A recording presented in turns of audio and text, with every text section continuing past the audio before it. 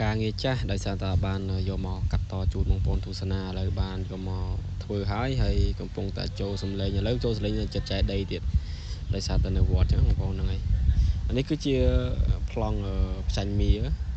ព្រះអង្គផ្ចាញ់មាដែលមាននាងកូនហ៊ីងមកស្បូតសក់មានកពើមានត្រីមានអីយ៉ាងខំពុកមាធ្វើឲ្យមាចុះចាញ់ព្រះអង្គចឹងបងប្អូនហ្នឹងហើយកាត់បងប្អូនសាច់រឿងហ្នឹងប្រហែលជាបងប្អូនយល់ដឹងច្រើនហើយចឹងមិនបកស្រាយទេហើយនេះកំពុងតែខ្ញុំលាបលឿននិងលាបទឹកមាសដើម្បីយើង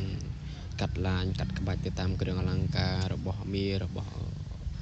នីកុនហ៊ីងឬក៏បលាំងផ្សេងអីចឹងទៅរូបហ្នឹងតូចបងប្អូនរូបហ្នឹង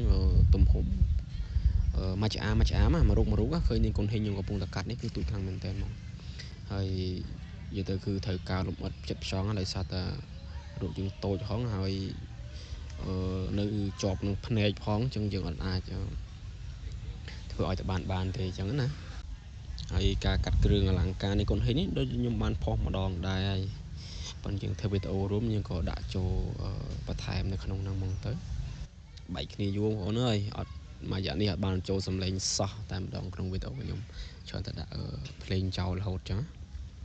ដោយសាររវល់ខ្លាំងពេកមួយរយៈនេះគឺបានសម្រាប់ទេតែវីដេអូក៏មិនបានធ្វើវីដេអូបង្រៀនក៏មិនបានធ្វើបងប្អូនគឺរវល់ខ្លាំងមែនទែនក៏ដោយសារតែយើងជាប់ហើយកនូនៅព្រះវិហារនៅខាងវត្តកុចខាងកំពង់ចាមសុកសីសុនធរអញ្ចឹងណាឥឡូវបានរួចរាល់ហើយវិហារក៏បានចុះសីមាចិត្តរួចតែអញ្ចឹងឥឡូវខ្ញុំក៏បានមកគូនៅខាងខេត្តបន្ទាយមានជ័យស្រុកអង្គរបុរីមានបងប្អូនដែលគាត់បានស្គាល់ក៏ចូលមកលេងផងវត្តហ្នឹងគេហៅវត្តអញ្ចាញអញ្ចឹងណាបងប្អូនហើយសម្រាប់ការថតនេះកាត់ទេបងប្អូនខ្ញុំការគូកាត់ក្បាច់នៅលើគ្រឿងអលង្ការនេះខ្ញុំបានថតតែនៃគុណហ៊ីងមួយដោយសារតែពួកយើងថតទាំងអស់គឺច្រើនខ្លាំងមែនតើអញ្ចឹងណាដោយសារតែមួយរូបយើងកាត់អាចនឹង1ម៉ោងទៅ2ម៉ោងមួយរូបអញ្ចឹងបើសិនជាយើងកាត់ហើយយើងថតទាំងអស់នាំទៅឲ្យមួយប្លង់ហ្នឹងដឹងប្រហែលថ្ងៃអញ្ចឹងវាច្រើនម៉ោងអញ្ចឹងខ្ញុំកាត់ថតដាច់កាត់ជូនបងប្អូនទស្សនាប៉ុណ្្នឹងទៅព្រោះមានបងប្អូនគាត់យល់ច្រើនដោយសារតែខ្ញុំផុសវីដេអូកន្លងមកវាច្រើនដែរអញ្ចឹងបងប្អូននឹងអរគុណបងប្អូនសម្រាប់ការចូលទស្សនាកន្លងមកហើយក៏វីដេអូមួយនេះអរគុណបងប្អូនខ្លាំងមែនទែន